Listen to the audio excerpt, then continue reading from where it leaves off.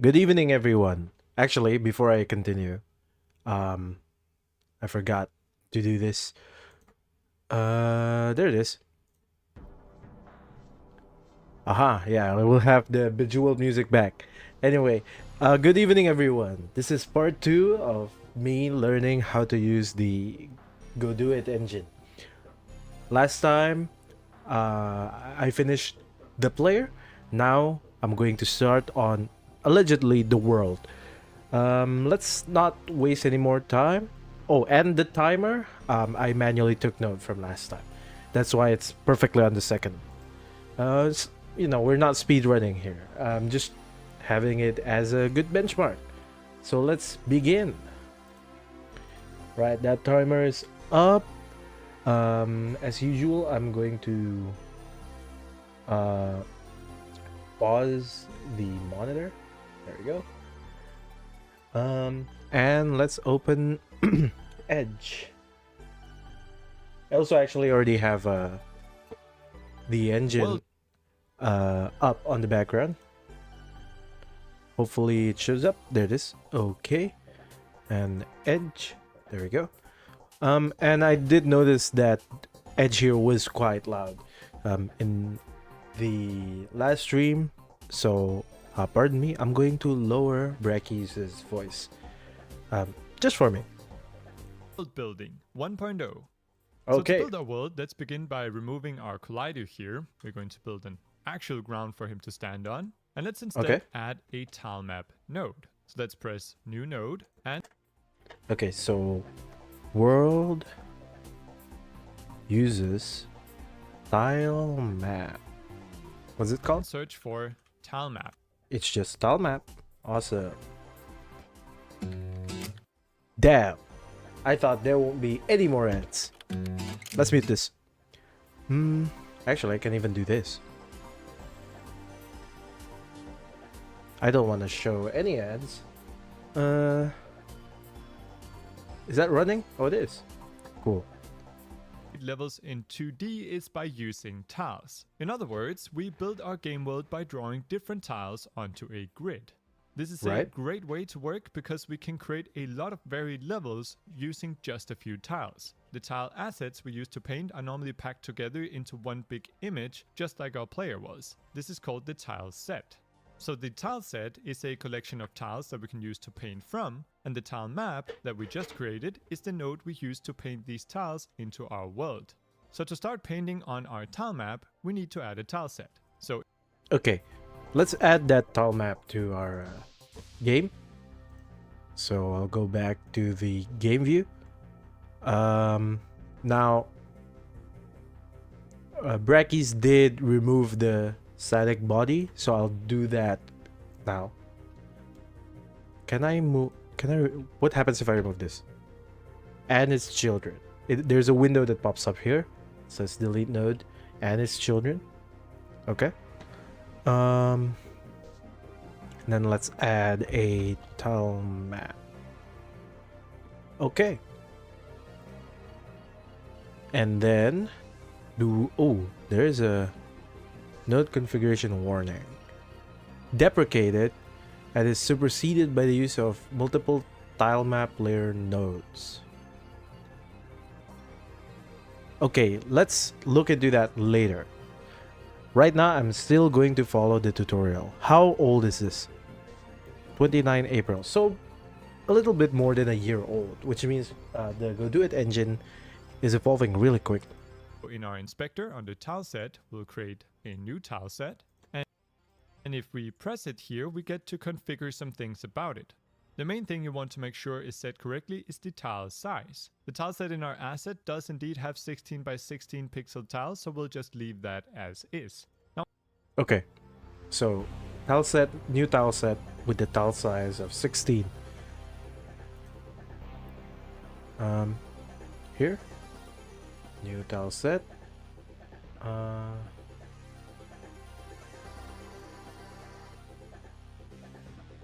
Okay. Does this look different? Tile shape, square, tile layout, tile size. Tile map. Okay, it's not in layers. It is in the tile set. This thing expands. Oh, there we go. Yeah. Square 1616. Let's continue. Now at the bottom here you can see that we have two tabs. We have the tile set and tile map. So before we can start painting with our tile map, let's go into our tile set and configure this properly. Okay. Tile set. The main thing we want to do is drag in our tileset asset. So let's go into our assets folder under sprites and drag in the world tileset.png. Okay. What else? It's going to ask us if we would like to automatically create tiles in the atlas. We do, so let's press yes. And now let's make some more room here and we can zoom in to view it. And as you can see, it's okay, let's try that. Assets. Sprites. World tile set. Here. Automatically create tiles. And should be able to see it. Okay. We have a few interesting stuff. Let's get back to the video. It's actually gone ahead and automatically detected the grid cells that have tiles. If for some reason it's made an error, we can always use our eraser here to remove tiles. In this case here, it thinks that the top of the palm tree is a bunch of different tiles. I'm going to use the eraser to get rid of these and instead go out of the erase mode and then hold down shift while clicking and dragging to turn this into one big tile. Okay, so that's two things. I can use the eraser to erase, but I can also shift click to draw. But what happens if I just click? So now that becomes a tile. Right click, delete. Okay, can I drag? Oh, so that makes multiple tiles. Okay, delete. Yeah, let's just use the eraser. Okay, then turn that off. And then if I shift, there we go. So it's a big tile like that. I do not want that though. I want to get rid of the whole top of the tree. And oh, undoing works here. There we go. That's one big tile. I can highlight over other things, but that one is one big tile. It's also split up the trees into 3 different tiles, but in this case it's actually something that we want because it allows us to create trees of varying heights. I'll show you this once we start painting. Other than that, I think it looks good. So with this tile set up, we can now go to our tile map and start painting. Make sure that the scene has the select tool and that the tile map has the paint tool enabled. And now let's simply select a tile and start painting it in. If you make a mistake, you can always right click to remove. So I'm just... Okay.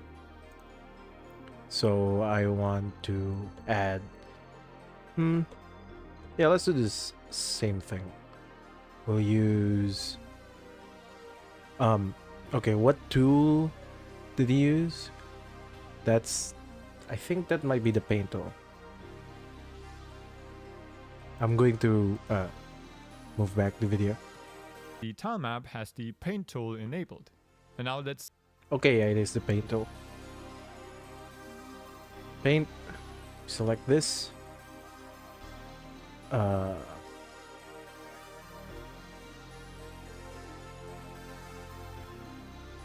Okay. Simply select a tile and start painting it in.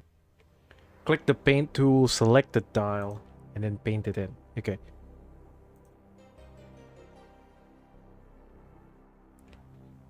Paint tool. And I select... Okay, I can. Let's begin by doing something simple. Like this. And then maybe a few small platforms over here. That should be good enough. For now. That's all within the camera, of course. Let's go back to the video. If you make a mistake, you can always right click to remove. So I'm just gonna fast forward through me drawing out the level here. As you can see, I begin by blocking out the most essential game parts, leaving in room for gameplay objects like moving platforms and enemies. Jesus Christ, that's a lot of ads. Wow.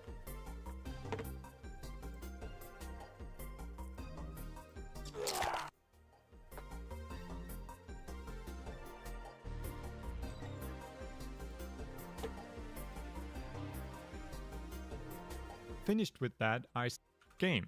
And Oops. other than that, I think it looks good. So with this, as you can select, a nifty trick here is that you can select multiple room for gameplay objects like moving platforms and enemies. And then only once I'm finished with that, I start decorating. A nifty trick here is that you can select multiple tiles at once to paint in more than one. And you can always go into select mode in order to select large chunks and move them.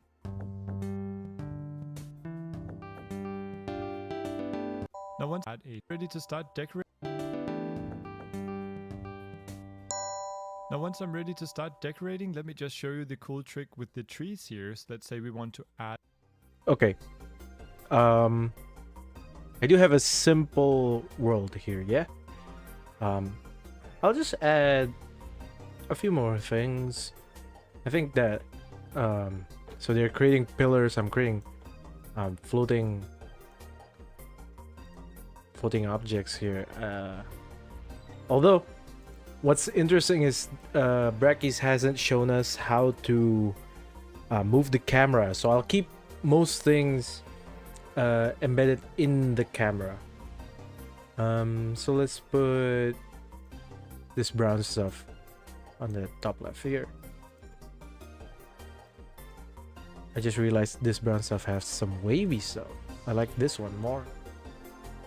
Yeah, I'm happy with that. I'm not gonna waste too much time. A tree here at the top.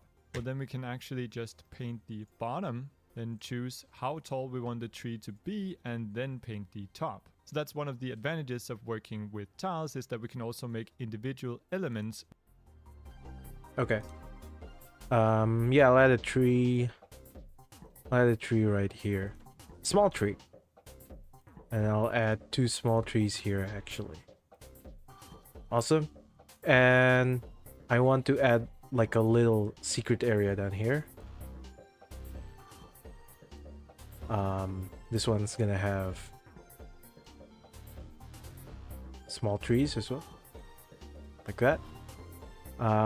But the point is, I want to test out this what looks to be a semi-solid platform, and I'm gonna need an area to test it out. Do we have stairs? Are those available? No. Okay. Then what I'll do is just a simple staircase. I guess something like this would do.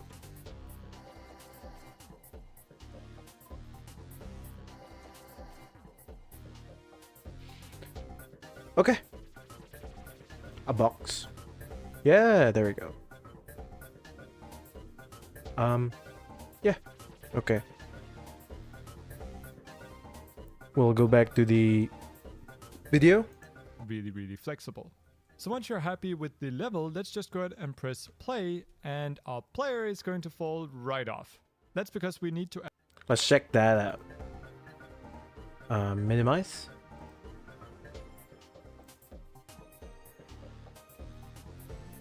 Yep. The player did fall, although the game rendered in OBS kind of late, so nah. Add a physics layer to our tiles. To do this, we go to our tile map, go under our tile set, physics layers, and add a new layer. Then with this layer, we can go under our tile set, and here we need to choose what tiles belong to the physics layer. Because Okay, I'm gonna write this down. The tile map has a physics layer for physics.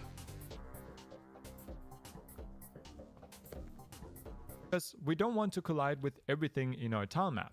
The trees and bushes, we just want to pass right through. So let's go to paint here, and the property that we want to paint is the physics layer 0 we just created. And now we can actually go ahead and paint onto our tiles. When did we create the physics layer 0? Go to our tile map, go under our tile set, physics layers, and add a new layer. Then with this layer, we can go under our tile set, and here we need to choose what tiles belong to the physics layer. Oh, by the way, I made an error earlier. So when I was going to paint the world, I was confused as to where the paint tool is, because I was in the tileset mode. Even though to put it in the world, we need to use the Tilemap mode, right?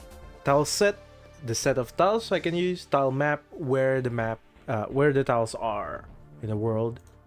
Actually, I'll add one more there. Yeah. So let's do the physics layers. Add element here, and then go to the tileset menu, and then what? Physics layers and add a new layer. Then with this layer, we can go under our tile set, and here we need to choose what tiles belong to the physics layer, because we don't want to collide with everything in our tile map. The trees and bushes, we just want to pass right through.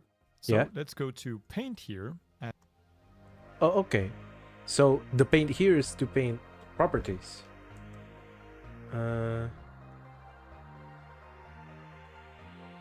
Okay. Let's do that. So it was on setup where we were setting which tiles were actual tiles. Now we're going to paint, and then physics layer 0. So let's see what Brackeys does. And the property that we want to paint is the physics layer 0 we just created. And now we can actually go ahead and paint onto our tiles these physics settings. So I'm simply going to paint this onto all the different solid tiles. And if you make a mistake and want to remove a tile, we go here, select clear, and now we can paint with no physics, or we can go back to the default tile shape, which is the entire tile, and paint with that, or simply hit F to do that. So C and F are the shortcuts here.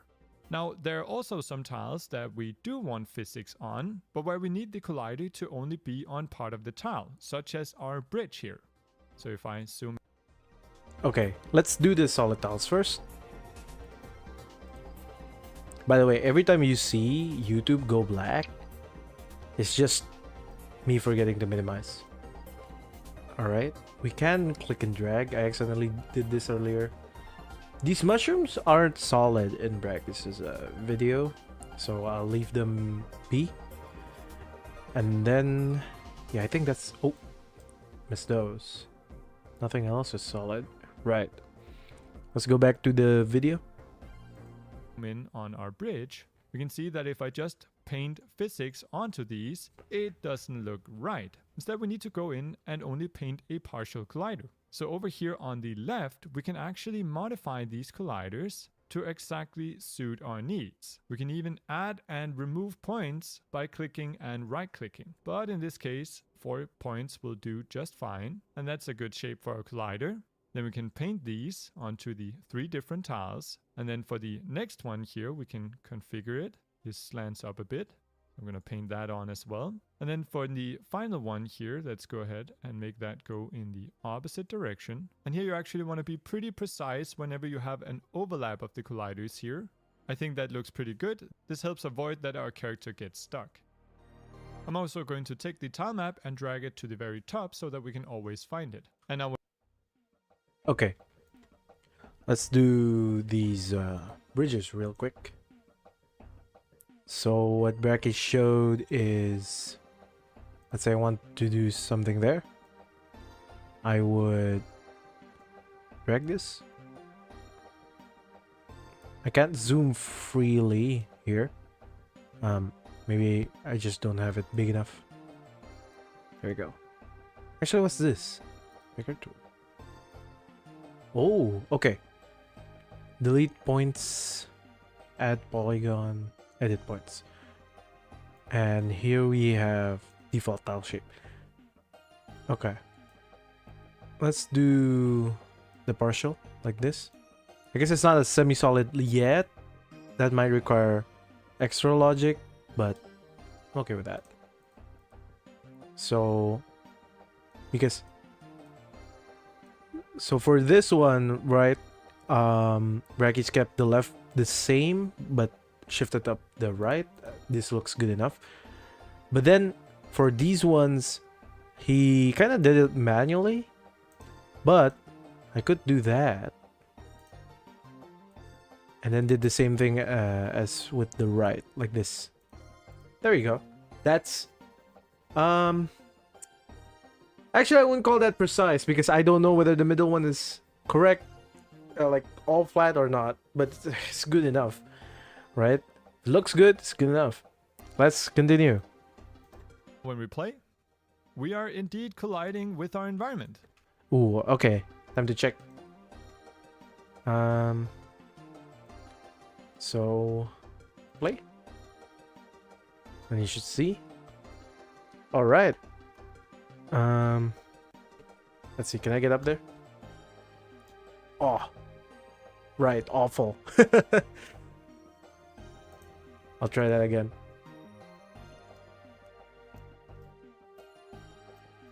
No Kayu.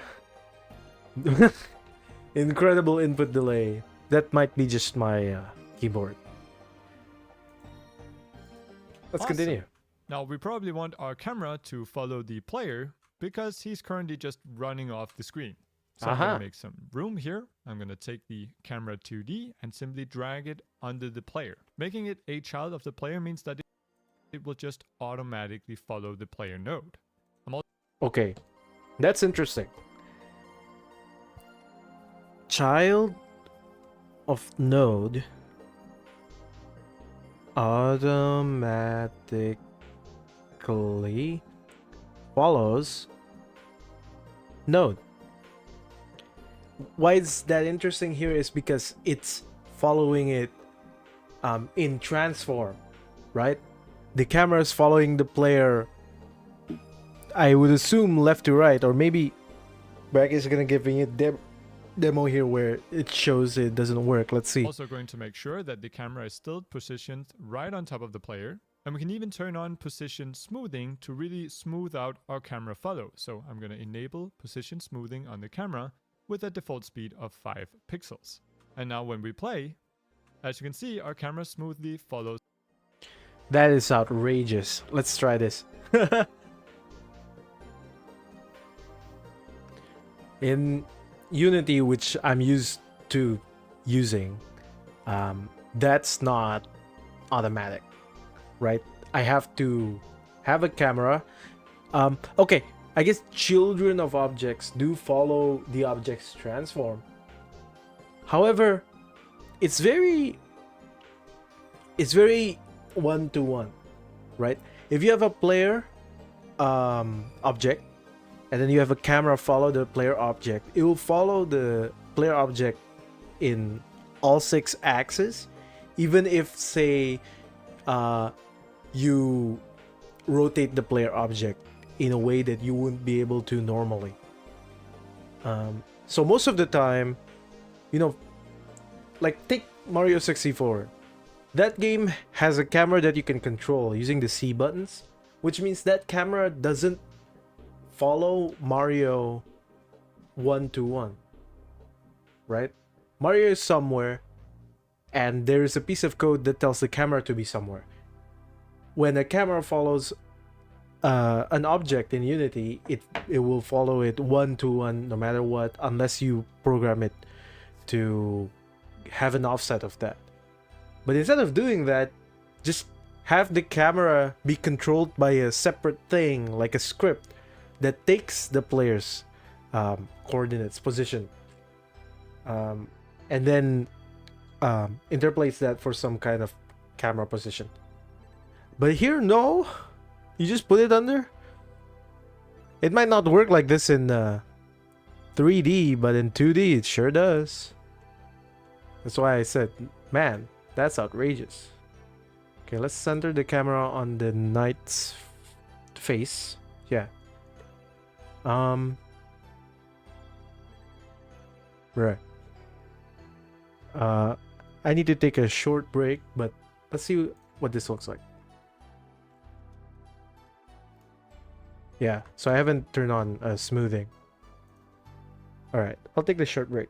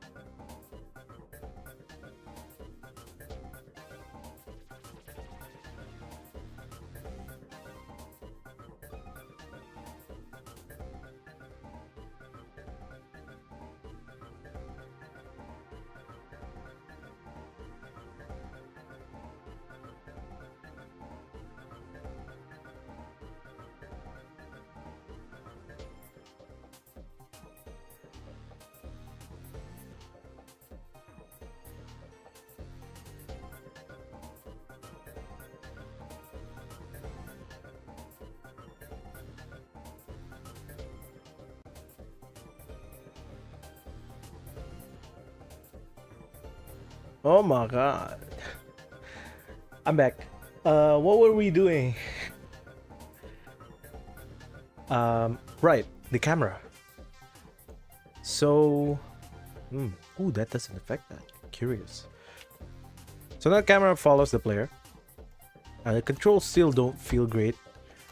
Honestly, that might be due to my keyboard again. Oh, actually, I want to try. Okay.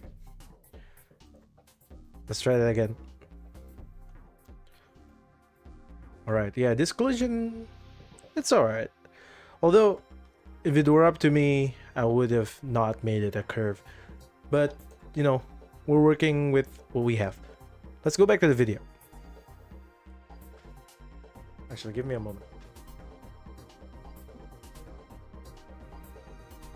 Alright. Oh wait, before we go back to the video, I want to try out that camera smoothing thing. So we have camera 2D, ignore rotation, enable. Enable?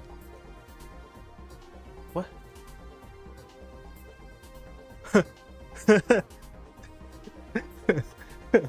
Okay.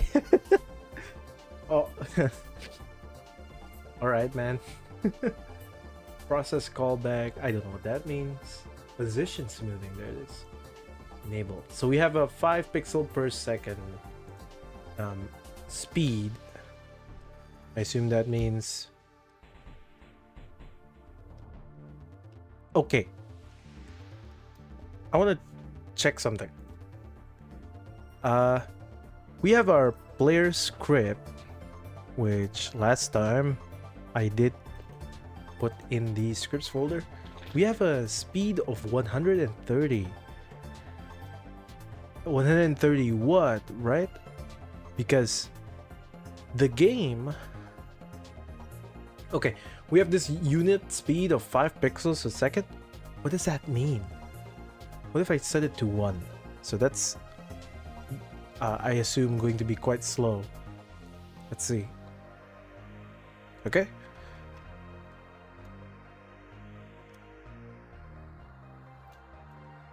Like, you see how I need to add stuff. Let's add like a long runway here. And a long runway there. What does this camera speed shenanigans mean? You see how it's keeping up with the player?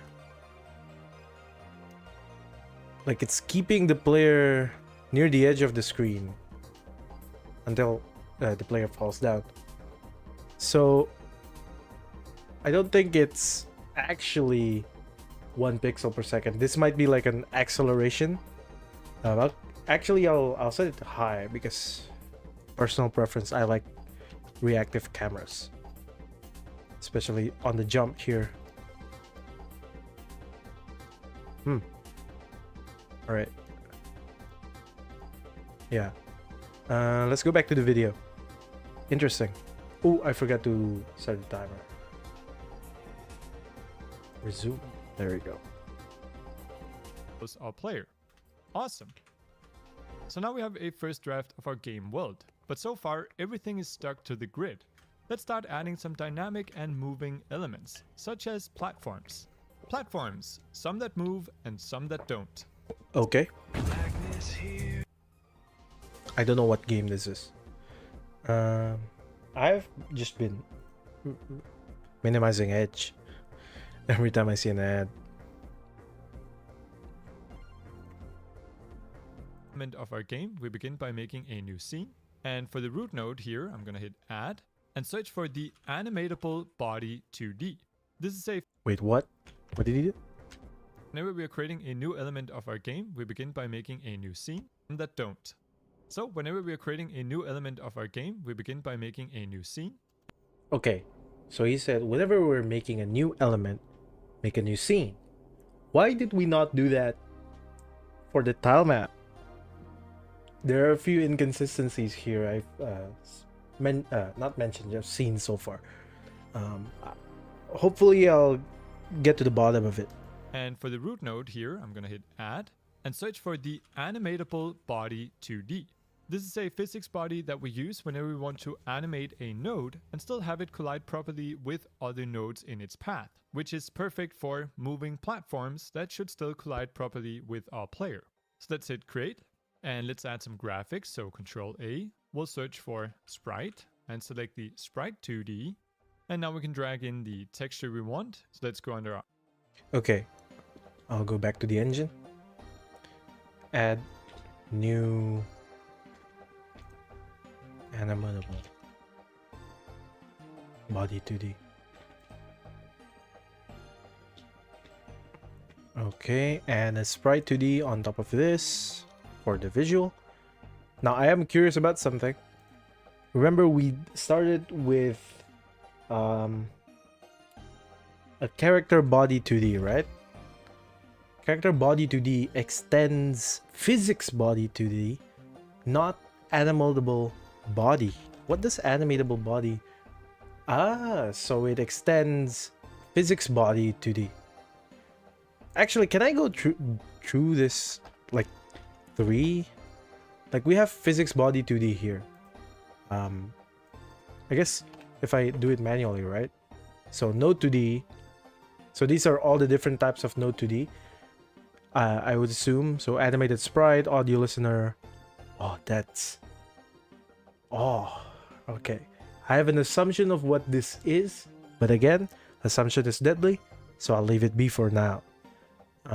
What I want to know is the physics 2D stuff. So let's see. Node 2D collision object. Physics body. There we go. Yeah. So under Node 2D, which is all kinds of 2D game objects, there's an extension here for anything with collision. And then there's an extension here for anything with physics. Because collision and physics, different things. Right? A hitbox. Okay, this might be an assumption. Actually, this is not might be. This is an assumption. But in other game engines, or at least other games, things can collide without having physics, right? Those are hitboxes. So in fighting games, how do you know when a leg connects with a body? You have two collision objects. But do you need to run physics on the leg? No, right? But you can run physics on it, and usually you would want physics objects to have collision, but not necessarily. Like, imagine if you will... Oh, a great example is in Half-Life Alyx. The bottles, they run a fake physics simulation for the water or liquid inside bottles, but that liquid doesn't have any collision. It doesn't have collision with itself. In fact, it's just, again, it's fake, right? Fake physics that is meant to just convey a realistic looking bottle. But it doesn't actually interact with anything else. It doesn't even exist. There's no polygons about it. From what I heard, it's done all with shaders, which is incredible. Anyway, let's go back to track. Yeah, so stuff that has physics, allegedly. And then we used this before, static body, which it says here a 2D physics body that cannot be moved by external forces. When moved manually, it doesn't affect other bodies in its path. So I guess it's a special thing where it applies physics to other objects, but not affected by physics itself. That's why it's under the physics body. And then, of course, it makes sense here. Oh, actually, you can't see this window. I just realized. But you gotta take my word for it. Under physics body 2D, there's another one called rigid body 2D, which is usually when we hear the term rigid body, it means stuff that is affected by physics and can affect physics on other rigid bodies. right? But it can also move, so you would use it as a simulation. But yeah, let's get back to the video. Assets, sprites, and drag in the platforms.png. Okay. Assets, sprites, platforms.png.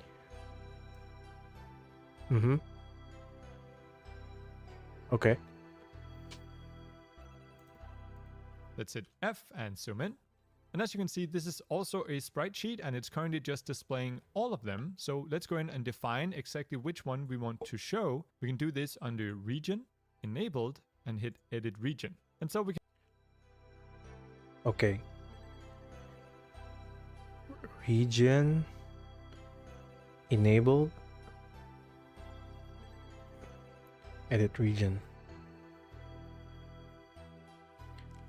I'm going to assume that this animatable body 2D expects us to animate it physically, like have one picture that moves around instead of an animation of pictures like we have with the player, which is an animated sprite, if you remember this. So right, the animation here is not an actual like graphical animation. It's stuff moving around. Ooh, animation. That's what I assume, but again, assumption is deadly. Let's see what this region stuff does. So region enabled, I think it's gone. Let's go back to the video. We can kind of crop out the element that we want to show. Okay. Enabled and hit edit region. And so we can kind of crop out the element that we want to show. Okay. Change the snap mode here to pixel snap. And I'm just going to go for a default grass platform. Okay. That looks good. And now when we close it, we can see our sprite perfectly cropped out. Again, we have the warning here. So let's go ahead and add a collision shape to 2D for the shape. Okay. So let's go back to the engine. Edit region. I want this snap pixel. Actually, what does this do?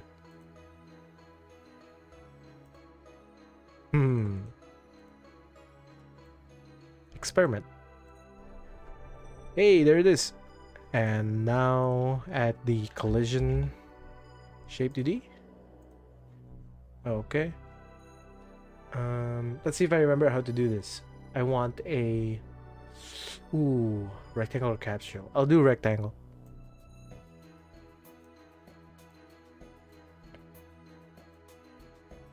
I'll set it up that way. Wait, one-way collision? No.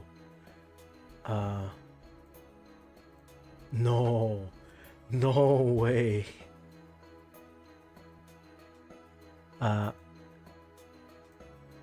Okay. So this collision body is aligned with the grid. As you can see, it's 10 pixels tall, but the spread is 9 pixels tall. 1, 2, 3, 4, 5, 6, 7, 8, 9. So I'm just gonna, there we go. And then our collision, our collision can match. Nice. Yeah, let's keep it that way. Or actually, let's see what Breakfast does. A rectangle shape, and now we can simply click and drag this to configure it. Then let's rename our top node here to platform. Okay.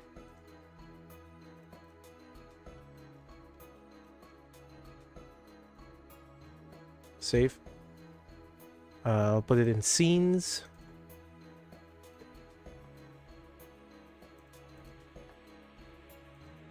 And save the scene, so Control S. In our scenes folder, hit save. We've actually created our platform. So in our game scene, we can drag it in, go under scenes, find the platform, drag it into wherever we'd like. And let's hit play. And as you can see, it works.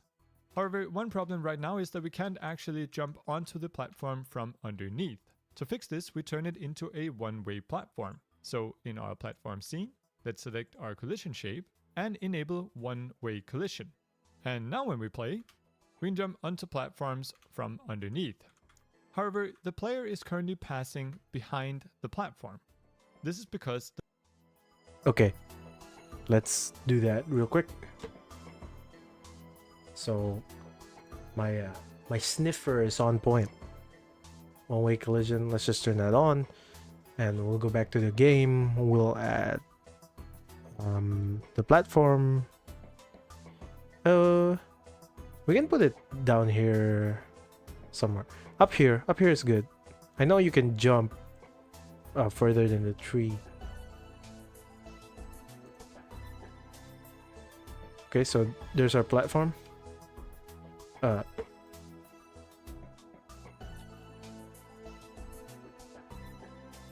Okay. What? Really? Interesting. That's very interesting. So the one way didn't really work. Let's turn that off again. Or it might be because I set this to 0. By default, this is 1. Let's check that out. On one way, on.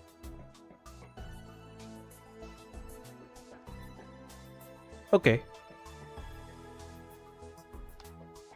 And I cannot jump from down there.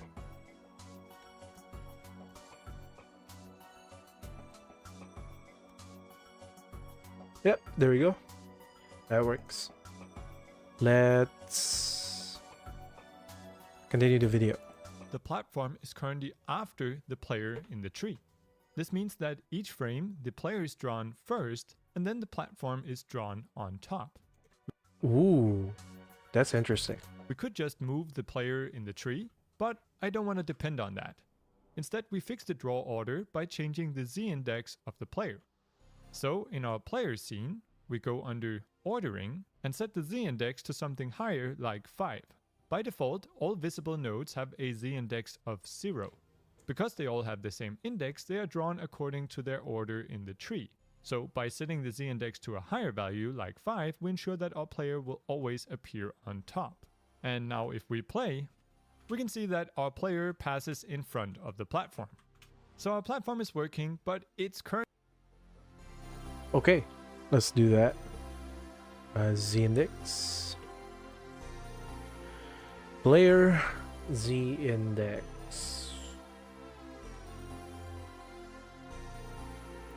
Ordering. Is it 5? Yeah, why not? Save. Play. Now our player should be in front. Yep. Still collides. Still feels terrible. I don't care too much. Okay. Let's go back to the video. Currently just hovering there. We might want some platforms to move around to increase difficulty. So let's use animation to do that. I'm going to leave this platform here as kind of a static platform. I'm just going to place it there. Then I'm going to place another platform over here by simply dragging it in. This is the platform that I would like to move back and forth. In fact, let me just go into the Tilemap and make this gap even larger. Wow, that's a lot of ads.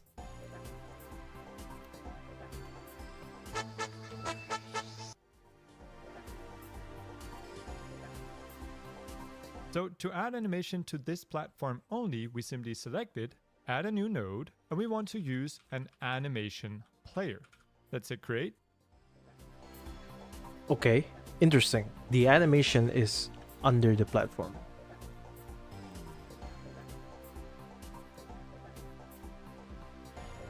So yeah, I'll do it on this platform. Why not? Animation player. There it is. Let's go back to the video. And now we can add a new animation, and let's name that move. Animation players in Godot are extremely powerful because they allow us to animate pretty much anything. In this case, we just want to do something really simple. We want to go to our platform and make a keyframe under transform for the position. So I'll hit the key right here and hit create. Then we can go forward in our timeline here to say 1 second, move our platform to the right. So I'm going to click and drag. I'm also going to hold down shift to kind of snap it to one axis. Let's move it to there, and let's add another keyframe. And now we can see that if we play, the animation plays. We also want this to loop, so I'm going to select loop here. However, this is going to loop in a way that it snaps back to the original keyframe. Instead, let's press it again, and now you can see that it's going to start ping-ponging back and forth. If this is currently too fast, we can simply increase the length of our animation. So here's the length. Let's set it to 1.5 instead, and drag our last keyframe to the end. And there we go. We now have a moving platform. Let's just make sure that we set it to autoplay. And now when we play the game and go to the place where we made our platform, we can see that it's moving back and forth. And if we jump onto it, the player will smoothly follow it.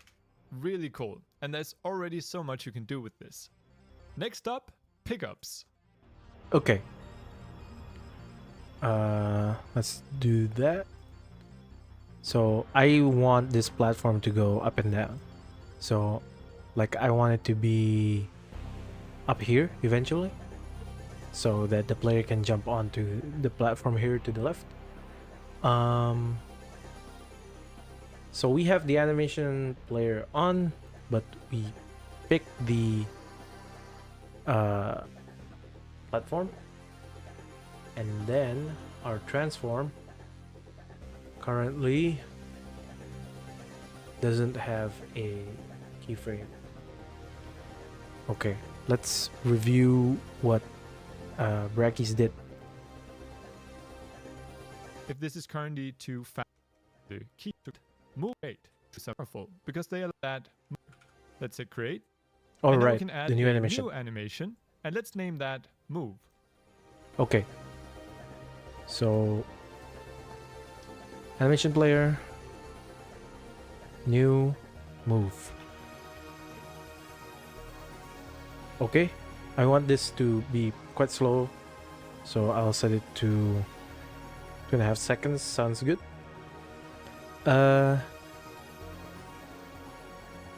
Whoa, deterministic. Okay, so we'll go back to our platform, and there's our keyframes. Let's do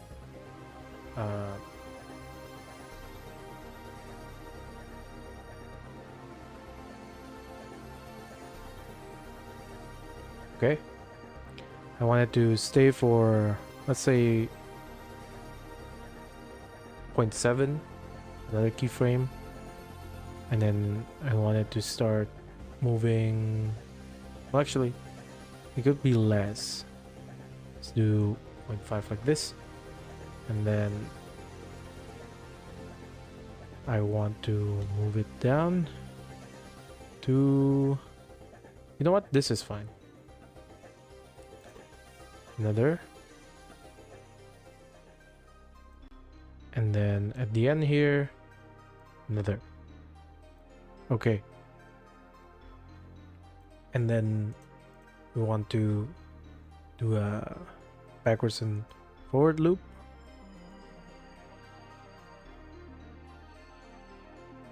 Good. Continuous discrete capture, linear, nearest, cubic. I hate how that looks.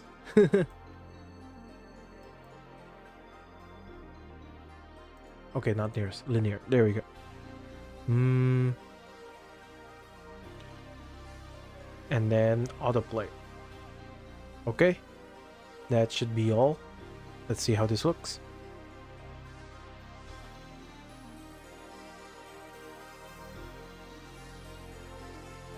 So yeah, there's the platform.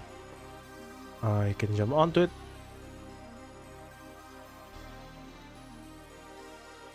It's moving. There we go.